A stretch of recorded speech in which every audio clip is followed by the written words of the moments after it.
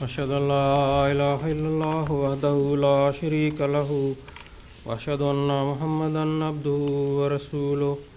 أما بعد فأعوذ بالله من الشيطان الرجيم بسم الله الرحمن الرحيم الحمد لله رب العالمين الرحمن الرحيم مالك يوم الدين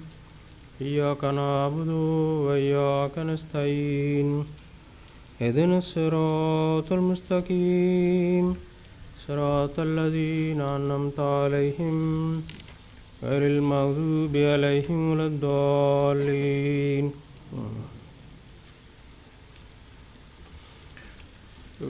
میں تقریر شروع کرنے سے پہلے ایک ضروری اعلان ہے. مکرم اشرف صاحب آف بیرنگن کی فیملی ضروری ان کا انتظار کر رہے ہیں باہر، وہ فوراً باہر تشریف لے جائیں.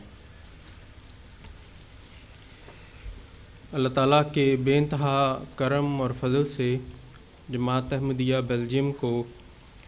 آج اپنا 22واں جلسہ سالانہ کا انعقاد کی توفیق مل رہی ہے،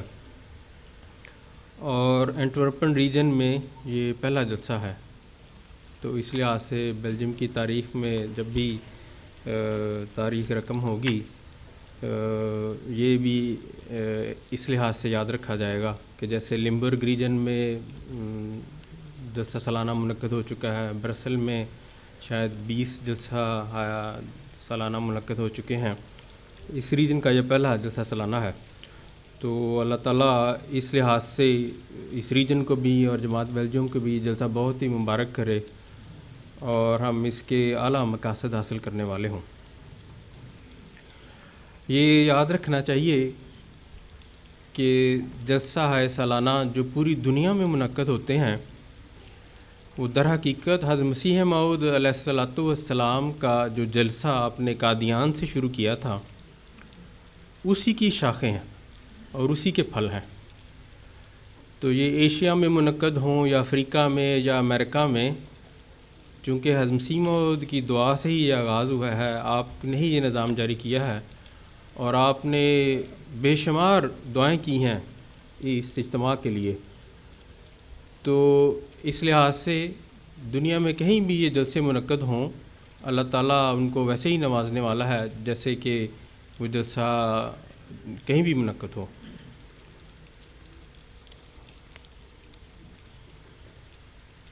خدا تعالیٰ جب بھی اپنی طرف سے انبیاء اور اپنے برگزیدہ بھیجتا ہے تو ایک طرف تو ان کا مقصد ہوتا ہے انسانوں کو ان کے مالک کی طرف بلانا، خدا شناس بنانا اور عرفان عطا کرنا کہ تمہارا ایک خالق اور مالک ہے جس کو پہچاننا اور اس کے رنگ اختیار کرنا تمہاری پیدائش کا مقصد ہے. اور یہ تمام انبیاء کا خاصہ رہا ہے. اس میں کامیابی کسی کو کم ہوئی کسی کو زیادہ ہوئی، لیکن ہر ایک کا جو مقصد جو وہ لے کر آتا ہے اس میں ایک مقصد انسانیت کو خدا تعالیٰ کی طرف لانا ہے. لیکن اس کے ساتھ ہی وہ ایسا معاشرہ قائم کرنے آتے ہیں جو خدا نما ہو، کہ انسانوں کے مابین بھی اس امن اور محبت اور ایثار سے رہیں کہ ان کو دیکھنے سے اندازہ ہو کہ یہ ایک ایسے خدا سے اور ایسے مالک سے تعلق رکھتے ہیں جو امن دینے والا ہے، جو محبت کرنے والا ہے. ورنہ جو ایک مقصد حاصل کر کے دوسرا مقصد اگر حاصل نہ ہو تو ایک قسم کا تضاد پیدا ہوتا ہے. یہ ممکن ہی نہیں کہ کوئی معاشرہ خدا کے ساتھ سے تعلق رکھتا ہو لیکن وہ اپنے اندرونی امن سے عاری ہو. یہ ماجرا سب سے بڑھ کر ہمیں اپنے آقا حضرت محمد مصطفیٰ صلی اللہ علیہ وسلم کے بابرکت وجود کی آمد کے ساتھ ایک عظیم الشان سوشل انقلاب کے رنگ میں نظر آتا ہے، جہاں انسانی تاریخ میں سب سے زیادہ نفرت بھرا معاشرہ جو صدیوں سے قسم پرسی اور اندھیروں کی حالت میں تھا، اور اس میں جو امن، راحت، ایثار، قربانی اور انسانوں کے لیے محبت جو ہے بہت کم نظر آتی تھی۔ اور آپ کی غلامی میں حضرت مسیح موعود علیہ الصلوۃ والسلام بھی اپنے آقا کی سنت پر عمل کرتے ہوئے پوری نو انسانی کے لیے مبعوث ہوئے ہیں۔ یہ خاصہ بھی صرف سب سے پہلے رسول کریم صلی اللہ علیہ وسلم کو حاصل تھا کہ آپ اپنا پیغام پوری بنی نو انسان کے لیے لے کر آئے، کہ وہ اپنے خدا کے ساتھ بھی ایک تعلق قائم کریں اور اپنے ارد گرد کا معاشرہ، ارد گرد کے انسانوں کے ساتھ بھی ایک ایسا تعلق قائم کریں کہ وہ دونوں طرح سے امن دینے والے ہوں، اور اسی طرح وہ امن میں رہ سکتے ہیں۔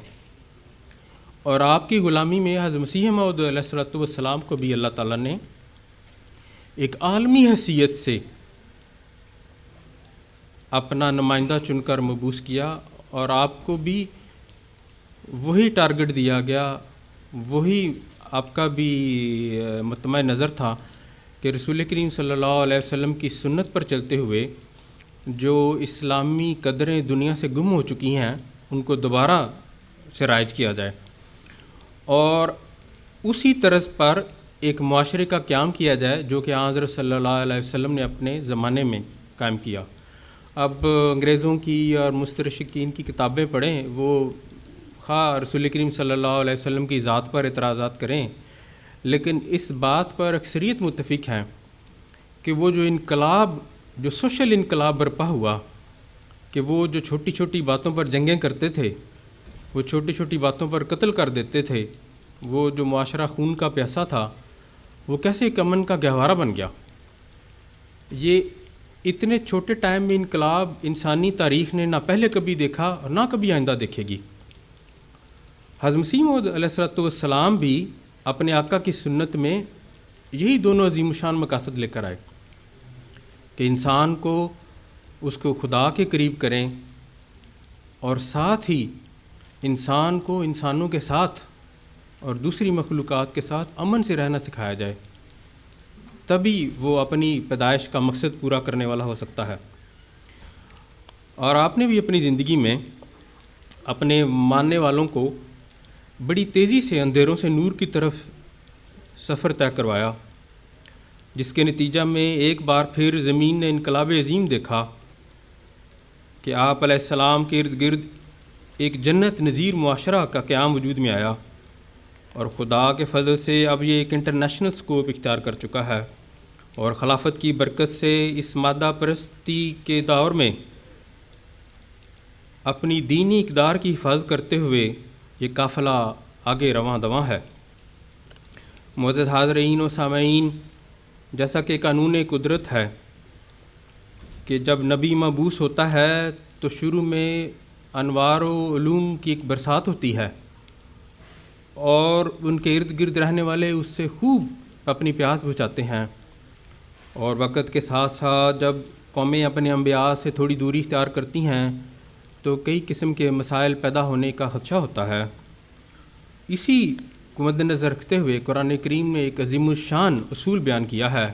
جس کہ قرآن کریم اللہ تعالیٰ نے فرمایا فذکر ان نفعت ذکریٰ، کہ نیکی کی باتیں دہراتی رہنا چاہیے اور اس کا فائدہ ہوتا ہے۔ اس قرآنی حکم کو مد نظر رکھتے ہوئے خاکسار بھی آج آپ کی خدمت میں چند قرآنی احکام اس مختصر وقت میں اور حضرت صلی اللہ علیہ وسلم کی سنت سے چند نمونے پیش کرنے کی سعادت پائے گا، اور اس کا مقصد یہی ہے کہ ہمیں ضرور اس طرف توجہ کرنی چاہیے کہ جب ہم پوری دنیا کو امن کی طرف بلائیں تو ہمارا اپنا معاشرہ بھی پرامن ہونا چاہیے، ورنہ یہ ایک خدا نخواستہ مضحکہ خیز بھی بات بن سکتی ہے کہ کوئی کسی کو پانی کی طرف بلائے اور خود پیاسا ہو۔ آج بھی آپ نے جیسے حضرت صاحب کا خطبہ سنا ہے، حضور نے ہمیں انفرادی دعاؤں سے اجتماعی دعاؤں کی طرف بلایا ہے، اور فرمایا ہے کہ اگر آپ عظیم الشان مقاصد حاصل کرنا چاہتے ہیں، بڑی بڑی کامیابیاں جو حضور نے مثال بھی دی وہ پتھر والی، تو احمدیوں کو इकट्ठे मिलकर एक ही सिमत में एक ही रंग में दुआएं मांगनी पड़ेंगी। और इसमें एक बड़ा ज़िम्मेशान पैगाम है कि अगर हमने एक ही सिमत में दुआएं करनी हैं और मिलकर दुआएं करनी हैं जो अर्श को हिला दें, तो हमें सबसे पहले बढ़कर एक पुरअमन और एक मुआशरा बनना पड़ेगा जिसके अंदर अखुवत, भाईचारा, इसार और मोहब्बत हो। कुरान करीम ने सबसे बढ़कर इसके मानने वालों को मसावात और अखुवत का दर्स दिया है और बाज़ ऐसे बुनियादी कवानीन बयान किए हैं जिसके बगैर मुआशरे में अमन कायम नहीं हो सकता। अल्लाह ताला फरमाता है, या अय्युहन्नास इत्तक़ू रब्बकुमुल्लज़ी ख़लक़कुम मिन नफ्सिन वाहिदतिन व ख़लक़ मिनहा ज़ौजहा व बस्सा मिनहुमा रिजालन कसीरन व निसा। सूरह निसा आयत 2। यानी ऐ लोगो, तुम आपस के मामलात में खुदा का तक़वा इख्तियार करो और इसी से डरते रहो जिसने तुम सबको एक जान से पैदा किया, फिर इस एक जान से उसने उसका जोड़ा बनाया, फिर इस जोड़े से उसने दुनिया में कसीर तादाद मर्द और औरत फैला दिए। इस कुरानी आयत में अल्लाह ताला ने इंसान को उस अब्दी हकीकत की तरफ तवज्जो दिलाकर कि वो सब एक ही बाप की औलाद और एक ही दरख्त की शाखें हैं, दुनिया में सही मुसावात की बुनियाद कायम कर दी है और इस उसूल की तरफ तवज्जो दिलाई है कि ख़ाबात के हालात के नतीजा में मुख्तलिफ़ इंसानों और मुख्तलिफ़ कौमों और मुख्तलिफ़ तबक़ात में कितना ही फ़र्क पैदा हो जाए, उन्हें आपस के मामलात में इस बात को कभी नज़रअंदाज नहीं करना चाहिए कि बहरहाल अपनी असल की लिहाज से वो एक ही बाप की नस्ल हैं। अगर एक बाप के बेटों में से बाज़ बच्चे दूसरों की निस्बत ज़्यादा दौलत या ज़्यादा ताकत या ज़्यादा असर व रसूख हासिल कर लें और दूसरे इन बातों में निस्बतन मानदा रहें, तो इस फ़र्क की वजह से भाई भाई नहीं रहते और क्या कोई और चीज़ बन जाते हैं, हरगिज़ नहीं। दूसरी जगह अल्लाह ताला फरमाता है, इन्नमल मोमिनूना इख्वतुन या अय्युहल्लज़ीना आमनू ला यस्खर कौमुन मिन कौमिन असा यकूनु खैरुन मिनहुम।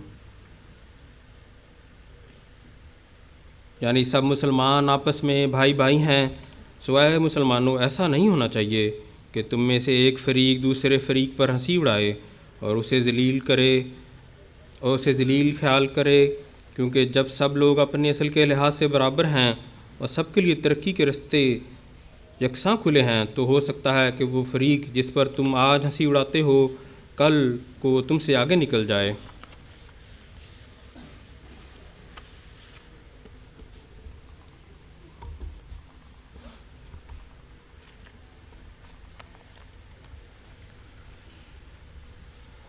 सही मुस्लिम में हज़रत नुमान बिन बशीर रज़ी अल्लाह ताला अन्हु से मरवी है कि रसूलुल्लाह सल्लल्लाहु अलैहि वसल्लम ने फ़रमाया कि मोमनों की बाहमी मोहब्बत और रहमत और शफ़क़त की मिसाल एक बदन की है कि जब इसका कोई उज़व तकलीफ़ में मुब्तला हो तो उसकी वजह से सारा बदन बेखाबी और बुखार महसूस करता है। आम तौर पर इस हदीस से मोमनों की बाहमी अखुव्वत और हमदर्दी के ताल्लुक़ पर इस्तदलाल किया जाता है, यानी सब मोमनों के दरमियान एक दूसरे से मोहब्बत व हमदर्दी और रहमत व अतुफ़त का ऐसा ही ताल्लुक़ होना चाहिए कि अगर किसी एक मोमन भाई को तकलीफ़ हो, बाकी सब इसकी तकलीफ़ और दुख में इसके साजी और शरीक हों। अगरचे सच्चे मोमिनीन की जमात में बहसीयत मजमूई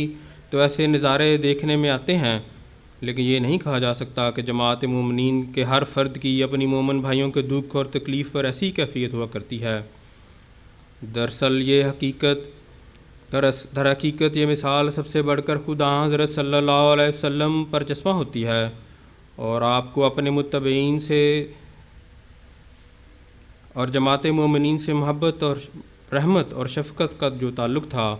और जिस तरह आप सल्लल्लाहु अलैहि वसल्लम सहाबा के दुख दर्द को महसूस फरमाया करते थे और उनकी तकलीफ़ों का ख्याल से बेचैन और बेकरार हो जाया करते थे, ये हदीस नबी आपकी इन कल्बी कैफियत से पर्दा उठाती है और सारी जमात मोमिनीन की मिसाल एक बदन की सी है। तो आप जो मोमिनों के आका व मता थे, आप सल्लल्लाहु अलैहि वसल्लम की हैसियत इस बदन में दिल की सी थी آپ مومنوں کی جان اور ان کے دل اور ان کی روح تھے، اور کسی مومن کو کوئی اذیت پہنچتی یا کسی قسم کے ہم و غم میں مبتلا ہوتا تو اس کا درد آپ کے سینہ اطہر میں جاگ اٹھتا تھا۔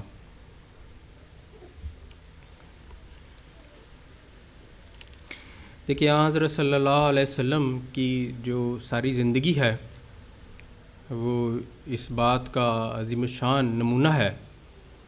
کہ کس طرح آپ نے خود قربانیاں دے کر اور نمونہ پیش کر کے وہ جو ایک معاشرہ تھا اس کو کیسے ایک بھائی چارے اور ایسا اظہار اور قربانی کا مقام عطا کیا کہ جس کی مثال ڈھونڈنا مشکل ہے، اور آپ نے ہی ایسے بنیادی اصول وضع فرمائے اور اس پر عمل کر کے دکھایا کہ جن کے بغیر ایسے معاشرے کا قیام ایک خواب ہے، وہ حقیقت نہیں بن سکتا۔ اور پھر حجت الوداع کے موقع پر حضرت صلی اللہ علیہ وسلم نے جو خطبہ ارشاد فرمایا اس میں بھی ایک بنیاد ڈالی کہ مسلم معاشرہ جیسے ہم چاہتے ہیں وہ کس طریقے سے وجود میں آ سکتا ہے۔ چنانچہ حجت الوداع کے موقع پر حج کے درمیانی دن ہی منا کے مقام پر آپ نے جو خطبہ دیا، آپ نے لوگوں کو مخاطب کر کے فرمایا، اے لوگو، تمہارا رب ایک ہے اور تمہارا باپ بھی ایک تھا۔ دیکھیں جو قرآن کریم نے بیان کیا مضمون اس کو ہی آپ نے دہرایا، اور یہ اصول ہے۔ جتنے معاشروں میں خاندانی یا ریجنل یا تکبر کے یا مالی حیثیت میں فرق کے جو فساد پیدا ہوتے ہیں، جو بنیاد ہیں معاشرے کو بانٹنے کے اور گروہوں میں تقسیم کرنے کے، وہ یہی ہیں۔ اور آپ نے وہیں سے شروع کیا کہ اے لوگو، تمہارا رب ایک ہے، تمہارا خدا تو ایک ہے، کہ فرمایا تمہارا باپ بھی ایک تھا، تم ایک ہی انسان سے پیدا ہوئے ہو، پھر کیسے ممکن ہے کہ تم گروہوں میں بڑھ جاتے ہو؟ امیر جو غریب کو حقارت سے دیکھتا ہے، کوئی اس علاقے کا اس علاقے کو حقارت سے دیکھتا ہے۔ تو فرمایا بس ہوشیار ہو کر سن لو کہ عربوں کو عجمیوں پر کوئی فضیلت نہیں، نہ عجمیوں کو عربوں پر کوئی فضیلت ہے۔ اس طرح سرخ و سفید رنگ والے لوگوں کو کالے رنگ والے لوگوں پر کوئی فضیلت نہیں، اور نہ کالے لوگوں کو گوروں پر کوئی فضیلت ہے۔ ہاں، جو بھی ان میں سے اپنی ذاتی نیکی سے آگے نکل جاوے وہی افضل ہے۔ لوگوں بتاؤ، کیا میں نے تمہیں خدا کا پیغام پہنچا دیا؟ سب نے کہا ہاں لبیک یا رسول اللہ۔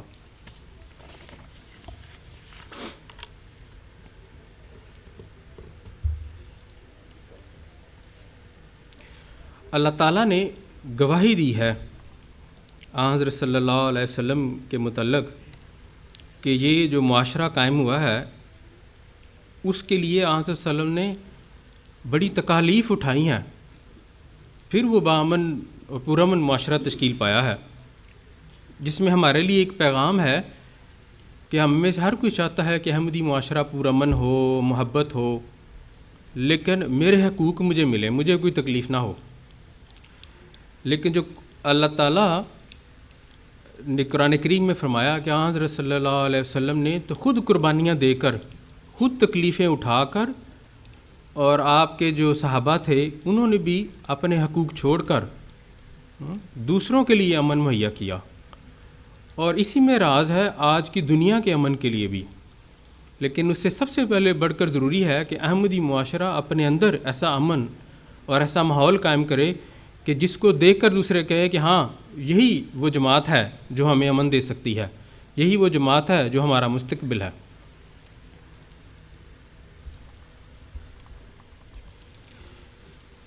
حضرت مسیح موعود علیہ السلام نے فرمایا ہے کہ حضرت صلی اللہ علیہ وسلم کی راہ کو ہرگز نہ چھوڑو۔ آج ہم میں ٹرینڈ ہے کہ ہم بڑے بڑے فلاسفروں کی کتابیں پڑھتے ہیں، بڑے بڑے رائٹرز کی کتابیں پڑھتے ہیں، انٹرنیٹ پہ بڑے بڑے جو لوگ ہیں ان کے نام ہمیں یاد ہیں، اور دیکھیں حضرت مرزا بشیر محمد صاحب نے تو آج سے تقریباً 80-90 سال پہلے بڑے دکھ سے لکھا ہے کہ مجھے افسوس ہوتا ہے کہ ہمارے احمدی نوجوانوں کو تو دنیا کے بڑے بڑے جو رائٹر ہیں اور جو بڑے بڑے لوگ ہیں ان کا پتہ ہے، لیکن رسول کریم صلی اللہ علیہ وسلم کے بارے میں نہیں پتہ۔ اب دیکھیں اس زمانے کے صحابہ کا عظیم الشان مقام تھا، اور شاید ان میں سے اکثریت تھی جو حضرت صلی اللہ علیہ وسلم سے سچی محبت کرتی تھی اور آپ کا عرفان رکھتی تھی۔ ہمیں سوچنا چاہیے ہماری آج کیا حالت ہے، ہمیں کتنا پتہ ہے حضرت صلی اللہ علیہ وسلم کی ذات کے بارے میں، کیونکہ رسول کریم صلی اللہ علیہ وسلم کی ذات کے عرفان کے بغیر ہم ان میں سے کوئی مقصد حاصل نہیں کر سکتے۔ دیکھیے حضرت مسیح موعود علیہ السلام فرماتے ہیں، میں تمہیں یہ بتا دینا چاہتا ہوں کہ بہت سے لوگ ہیں جو اپنے تراشے ہوئے وظائف اور اوراد یعنی وردوں کے ذریعے ان کمالات کو حاصل کرنا چاہتے ہیں یا خدا تعالیٰ سے سچا تعلق پیدا کرنا چاہتے ہیں، لیکن میں تمہیں کہتا ہوں کہ جو طریقہ حضرت صلی اللہ علیہ وسلم نے اختیار نہیں کیا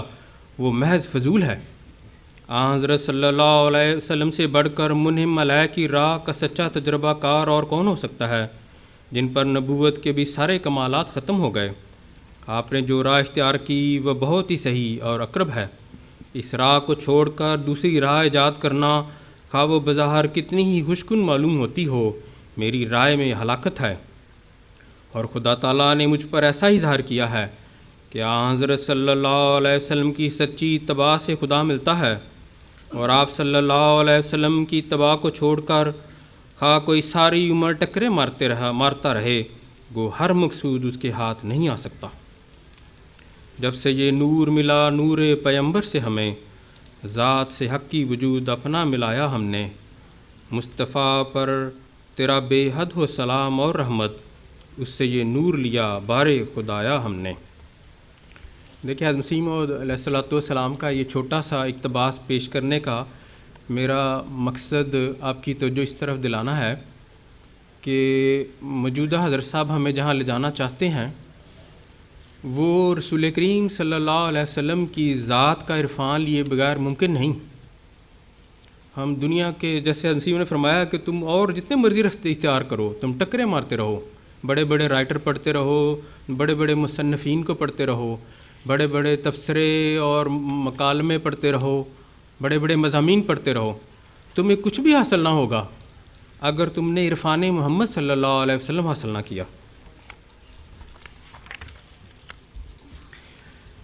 اسلامی پرامن معاشرے قیام کے لیے ایک اور امر بڑا ہی ضروری ہے جو قرآن کریم کی ایک لازوال تعلیم ہے، اور جس پر عمل کیے بغیر دنیا کا کوئی بھی معاشرہ پرامن نہیں ہو سکتا، وہ ہے امر بالمعروف و نہی عن المنکر۔ آج دنیا کی جتنی قومیں مسائل اور مصیبتوں کا شکار ہیں، اس میں اس حکم کو جو تمام انبیاء حکم لے کر آئے تھے اس کو نظر انداز کرنے کی وجہ سے ہے۔ لوگ ایک دوسروں کو نیکی کی طرف نہیں بلاتے، کہتے ہیں جی اس کا کام ہے، آزادی ہے، لائف ہے، جو آج آزادی کے نام پر نہ کوئی کسی کو برائی سے روکنے کی طرف تو دلاتا ہے اور نہ نیکی طرف بلاتا ہے، اس کا نتیجہ یہ ہے کہ انبیاء سے شروع ہوئے معاشرے آج کوڑے کا ڈھیر بن چکے ہیں۔ اگر آپ تحقیق کریں تو آپ کو اندازہ ہوگا کہ ایک بڑی تعداد ہے جو اپنے انبیاء کی تعلیمات کو کلیتاً بھول چکی ہے، اس نتیجے میں کہ انہوں نے نہ ان تعلیمات کی طرف ارد گرد ایک دوسروں کو بلایا اور نہ ہی ان کو برائیاں سے روکا۔ چنانچہ سورہ آل عمران میں اللہ تعالیٰ فرماتا ہے، ترجمہ یہ ہے، اور چاہیے کہ تم میں سے ایک جماعت ہو، وہ بھلائی کی طرف بلاتے رہیں اور اچھی باتوں کی تعلیم دیں اور بری باتوں سے روکیں، اور یہی ہیں وہ کامیاب ہونے والے ہیں۔ آیت 105۔ پھر آیت 111 میں اللہ تعالیٰ فرماتا ہے، تم بہترین امت ہو جو تمام انسانوں کے فائدے کے لیے نکالی گئی ہو، تم اچھی باتوں کا حکم دیتے ہو اور بری باتوں سے روکتے ہو اور اللہ پر ایمان لاتے ہو۔ دیکھیں جو کنتم خیر امت اخرجت للناس میں کئی مسلمان فخر محسوس کرتے ہیں کہ ہم خیر امت ہیں، لیکن وہ آگے نہیں پڑھتے کہ اس کی شرط کیا ہے۔ خیر امت ایسے تو نہیں بن جاتے۔ اللہ تعالیٰ نے فرمایا تم اس لیے ہو کہ تم اچھی باتوں کو ایک دوسرے کو تلقین کرتے ہو اور بری باتوں سے روکتے ہو۔ احمدی معاشرے کا صحت مند رہنا بھی بہت ضروری ہے کہ نہ صرف کہ وہ ایک دو افراد پر سمجھیں کہ ان کا فرض ہے لوگوں کو نماز کی طرف بلائیں، یا اگر کوئی برائی کی طرف مبتلا ہے تو ہمیں کیا، یہ اگر بھاڑ میں جاتا ہے تو جائے۔ قرآن کریم میں کے حکم میں کہیں نہیں لکھا کہ صرف جو ذمہ داران ہیں یا مربیان ہیں یا جو صدر جماعت ہے وہی کسی کو نماز کی طرف بلائے، اور اگر کوئی احمدی بری حرکتوں میں ملوث ہے تو صرف وہی اس کو کہے کہ یہ برا رستہ ہے۔ قرآن کریم نے یہ تعلیم ہر جو اس کو ماننے والا ہے اس کے لیے جاری و ساری قرار دی ہے کہ معاشرہ پاک ہی تبھی ہو سکتا ہے، پرامن ہی تبھی ہو سکتا ہے جب آپ سارے ایک دوسرے کو نیکی کی طرف بلائیں۔ تو پھر جو کمزور ہیں ان کے پاس اور کوئی چارہ نہ رہے گا کہ وہ نیکی کی طرف آئیں اور برائیوں سے رکیں۔ پھر حضرت صلی اللہ علیہ وسلم نے فرمایا، تم میں سے جو شخص برائی دیکھے اور اس میں اس کے روکنے کی مؤثر طاقت ہو تو وہ اس کو ہاتھ سے روک دے، اگر اس میں ایسا کرنے کی طاقت نہ ہو تو زبان سے روکنے کی کوشش کرے، اگر اس کی بھی طاقت نہ ہو یعنی اس کی بات کا اثر نہ ہو تو دل میں برا منائے، اور یہ کمزوری کے لحاظ سے ایمان کا آخری درجہ ہے، یعنی برائی کو اگر دل میں برا نہ مانے تو اس کے ایمان کی کیا قدر و قیمت ہے۔ تو اس جو قرآنی حکم ہے اور حضرت صلی اللہ علیہ وسلم نے واضح کھول کے بیان کیا ہے، سارے معاشرے کو اس طرف توجہ کرنی چاہیے کہ لوگوں کو نیکی کی طرف بلایا جائے، جتنے بھی نیکی کے کام ہیں اور آسان طریقے سے بلایا جائے، اس کا ضرور اثر ہوتا ہے۔ پھر قرآن کریم نے جو ہمسائے ہیں ان سے حسن سلوک کی بڑی عظیم الشان تعلیمات دی ہیں جو شاید اور کسی مذہب میں کم ہی ملتی ہوں گی۔ سورہ نساء آیت 37 میں اللہ تعالیٰ فرماتا ہے ترجمہ، اور اللہ کی عبادت کرو اور کسی چیز کو اس کا شریک نہ ٹھہراؤ، اور والدین کے ساتھ احسان کرو، اور قریبی رشتہ داروں سے بھی اور یتیموں سے بھی اور مسکین لوگوں سے بھی رشتہ دار ہمسایوں سے بھی اور غیر رشتہ دار ہمسایوں سے بھی، اور اپنے ہم جلیسوں سے بھی اور مسافروں سے بھی، اور ان سے بھی جو ان کے تمہارے داہنے ہاتھ مالک ہوئے۔ ایک دفعہ حضرت عائشہ رضی اللہ عنہا نے حضرت اقدس محمد مصطفیٰ صلی اللہ علیہ وسلم سے دریافت فرمایا کہ یا رسول اللہ، میرے 2 پڑوسی ہیں، اگر میں تحفہ دینا چاہوں تو کس کو بھیجوں؟ فرمایا جس کا گھر قریب تر ہے وہی تحفہ کا زیادہ مستحق ہے۔ صحیح بخاری۔ حضرت ابو ذر بیان کرتے ہیں کہ حضرت صلی اللہ علیہ وسلم نے فرمایا، اے مسلمان عورتوں، کوئی عورت اپنی پڑوسن سے حقارت آمیز سلوک نہ کرے، اگر بکری کا ایک پایا بھی بھیج سکتی ہو تو اسے بھیجنا چاہیے۔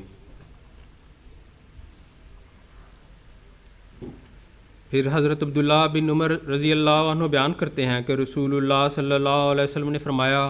اللہ تعالیٰ کے نزدیک ساتھیوں میں سے وہ ساتھی اچھا ہے جو اپنے ساتھی کے لیے اچھا ہو، اور پڑوسیوں میں سے وہ پڑوسی بہترین ہیں جو اپنے پڑوسی سے اچھا سلوک کرے۔ دیکھیں، ہم اس معاشرے میں ایک مثبت پیغام بھیجنا چاہتے ہیں تو سب سے جو قریبی ہمسائے ہوتے ہیں بہت بڑی ان کی نظر ہوتی ہے انسان کے اوپر، تو ہم تبلیغ کے لیے اور حضرت صاحب کی اور اچھی باتیں ان کو پہنچائیں، لیکن ہمسائے ہم سے تنگ ہوں تو کبھی بھی ان پر وہ اثر نہیں ہو سکتا۔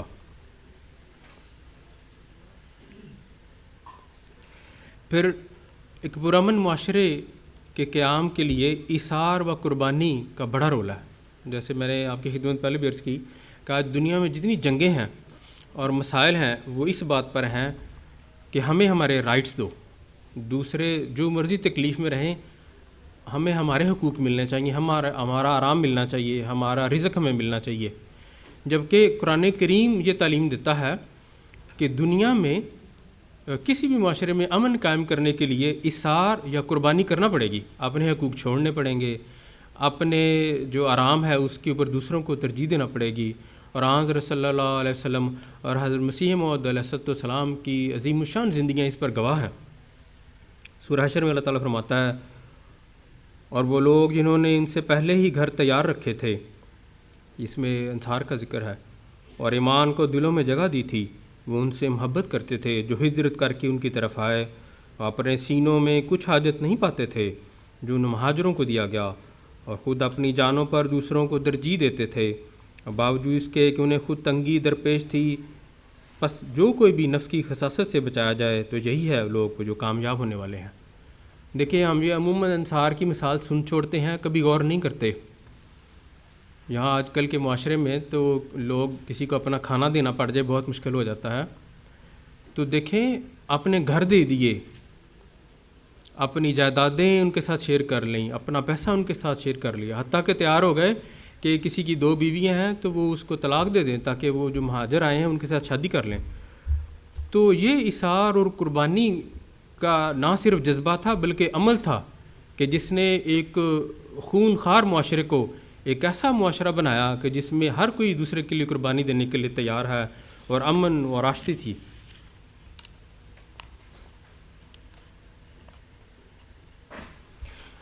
حضرت منشی ظفر احمد صاحب کپورتھلوی روایت کرتے ہیں حضرت مسیح موعود علیہ الصلوۃ والسلام کے حوالے سے. آپ فرماتے ہیں ایک دفعہ جلسہ سالانہ پر بہت سے آدمی آئے تھے جن کے پاس کوئی پرچہ سرمائی نہ تھا. ایک شخص نبی بخش نمبردار ساکن بٹالہ نے اندر سے لحاف بچھونے منگوانے شروع کیے اور مہمانوں کو دیتا رہا. میں عشاء کے بعد حضرت صاحب کی خدمت میں حاضر ہوا تو اب بغلوں میں ہاتھ دبائے بیٹھے ہوئے تھے اور ایک صاحبزادہ جو غالباً حضرت خلیفۃ المسیح ثانی تھے پاس لیٹے تھے اور ایک شتری چوغا انہیں اڑا رکھا تھا. معلوم ہوا کہ آپ نے اپنا لحاف بھی اور بچھونا بھی طلب کرنے پر مہمانوں کے لیے بھیج دیا. میں نے عرض کیا آپ کے پاس کوئی پارچہ نہیں رہا اور سردی بہت ہے. فرمانے لگے کہ مہمانوں کو تکلیف نہیں ہونی چاہیے اور ہمارا کیا ہے، رات گزر ہی جائے گی. نعرہ تکبیر. حضرت محمد مصطفیٰ، حضرت محمد مصطفیٰ. نعرہ تکبیر. اب ایک اور جو پہلو بڑا توجہ طلب ہے جس کی وجہ سے معاشرے میں مسائل پیدا ہوتے ہیں، دکھ پیدا ہوتا ہے، لوگوں کو ایک دوسرے سے دوری پیدا ہوتی ہے، وہ ہے ایفائے عہد کی کمی. لوگ ایک دوسرے سے بعض معاملات طے کر لیتے ہیں پھر اس کا پاس نہیں کرتے اور پھر ضرور ہے کہ مسائل پیدا ہوں اور ہم جو مقصد پانا چاہتے ہیں اس میں پھر روک پیدا ہوتی ہے. اللہ تعالیٰ سورہ مومنون آیت نمبر 9 میں فرماتا ہے اور اللہ تعالیٰ نے یہ دیکھیں یہ نشانی بنائی مومنوں کی، اگر جس میں نہیں ہے تو وہ ایک سوالیہ نشان ہے. اللہ تعالیٰ فرماتا ہے اور وہ لوگ جو اپنی امانتوں کی نگرانی کرنے والے ہیں.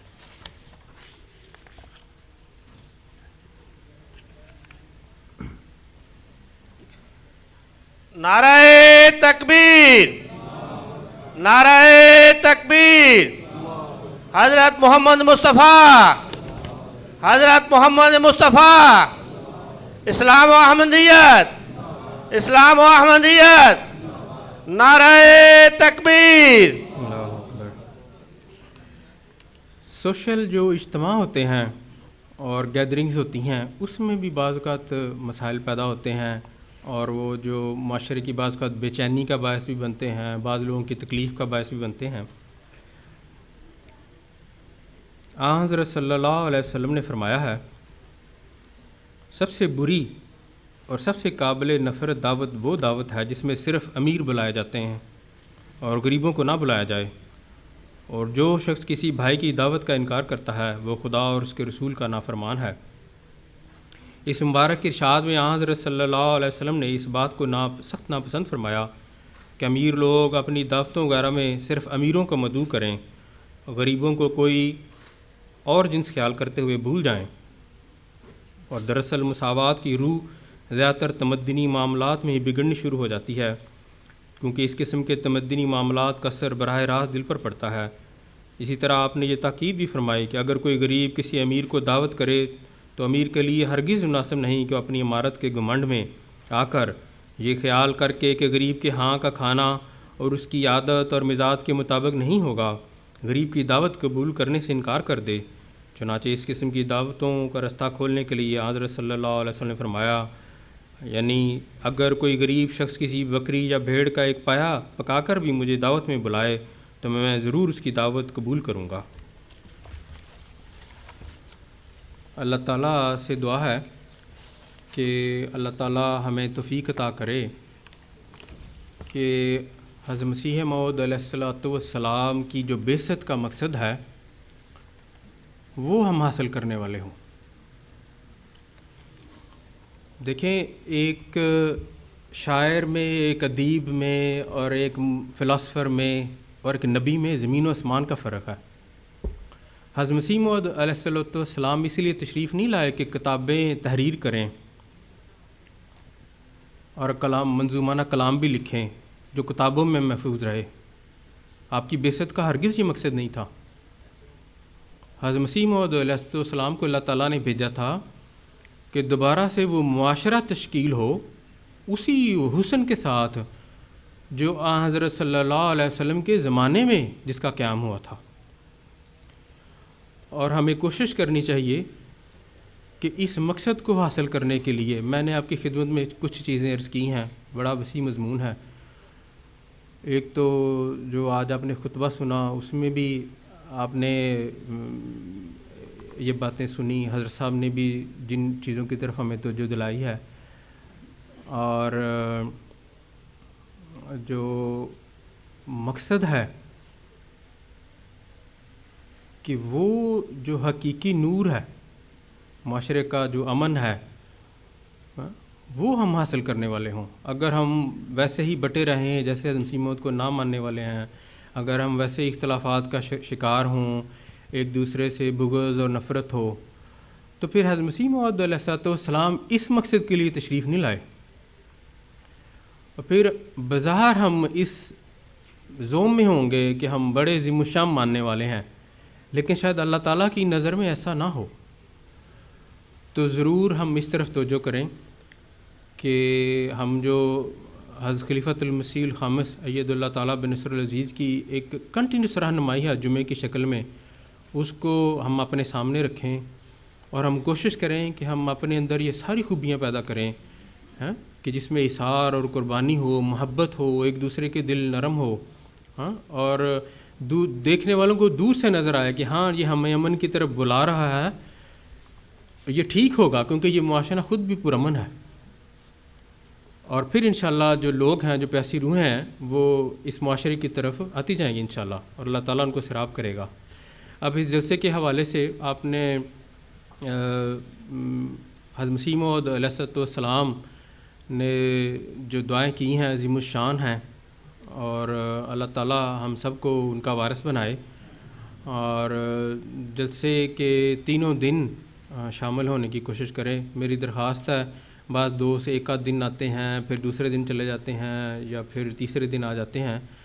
تو جلسہ 3 دن کا ہی ہے، اور اس میں شامل ہونے سے بالکل آپ کا وقت ضائع نہیں ہوگا، بلکہ یہ وہی وقت ہے جس میں حضرت صلی اللہ علیہ وسلم کے ارشاد کے مطابق